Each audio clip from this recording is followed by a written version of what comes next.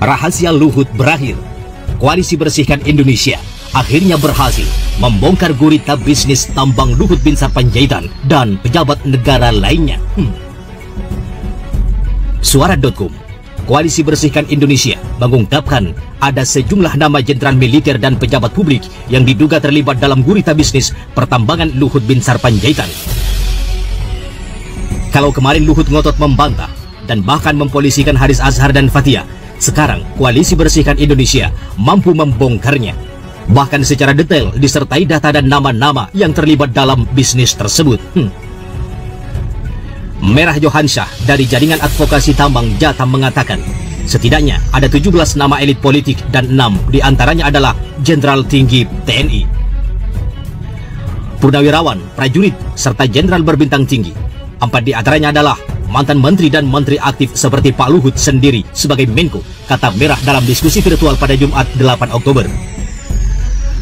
Nama militer di tambang pertama adalah Mayor Infanteri Paulus Panjaitan, yang tidak lain adalah anak dari Luhut Binsar Panjaitan.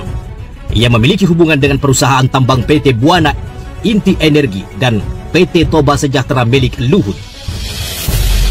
Nama kedua adalah Letnan Jenderal TNI Purnawirawan Haji Sumardi dan Jenderal Purnawirawan Fahrul Razi, ex-Menteri Agama, yang merupakan komisaris di PT Toba Sejahtera milik Luhut. Kemudian Yusman Syafi'i Jamal, ex-Menteri Perhubungan, yang menjabat sebagai komisaris di PT Rakabu Sejahtera, PT Toba Sejahtera, dan PT Kutai Energi.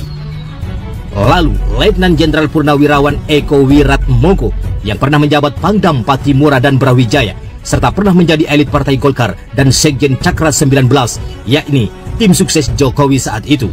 Namanya terhubung dengan PLTU PT Kertanegara Energi. Selanjutnya, Legend Purnawirawan Suaidi, Kepala Staf Umum ABRI 1999 sampai 2000, yang menjabat Direktur Kutai Energi dan juga Presiden Direktur Utama TMU di Kalimantan Timur. Kemudian Arthur Mangaratua Simatupang sebagai Ketua Umum Asosiasi Produsen Listrik Swasta Indonesia, yang berhubungan dengan PT Toba Pengembang Sejahtera, lagi-lagi milik Luhut Binsar Panjaitan.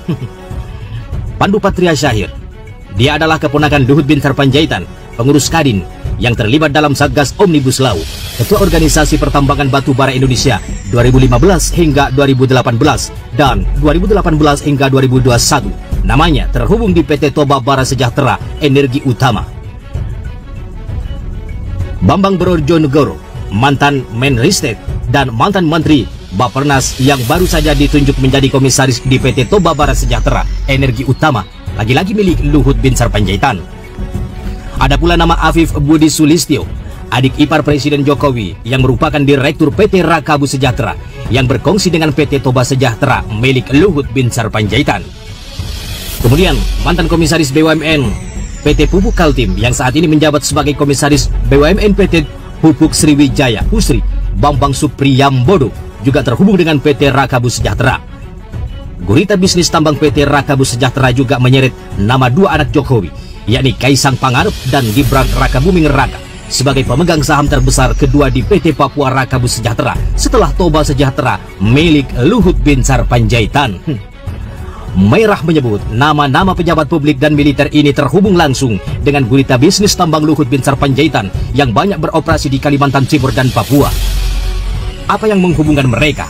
Aktor-aktor tadi ternyata juga memiliki jejak, bukan hanya di Kalimantan Timur, tetapi juga di Papua, jelasnya. Saham Tobakom Del Mandiri dan Tambang Raya Sejahtera seluruhnya juga terhubung dengan PT Toba Sejahtera, yang sahamnya terhubung dengan Pak Luhut Binsar Panjaitan.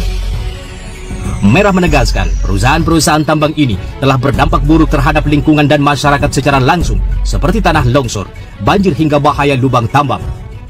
Dia juga mengecam laporan pidana yang dilakukan oleh Luhut terhadap aktivis lokal Taruh Haris Azhar dan Kontras Fathia Maulidianti karena tidak terima namanya disebut bermain tambang di Papua.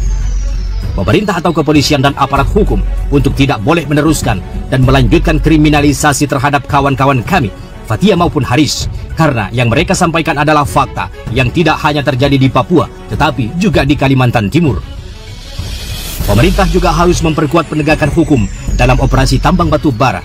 Nama-nama pejabat publik dan militer di pusaran bisnis ini justru akan melemahkan posisi negara untuk menyelamatkan lingkungan hidup. Untuk diketahui, Koalisi Bersihkan Indonesia terdiri dari YLBHI, Jatam, ICW Kontras, Walhi, Fraksi Rakyat Indonesia, Greenpeace Indonesia, dan Sajogyo Institute.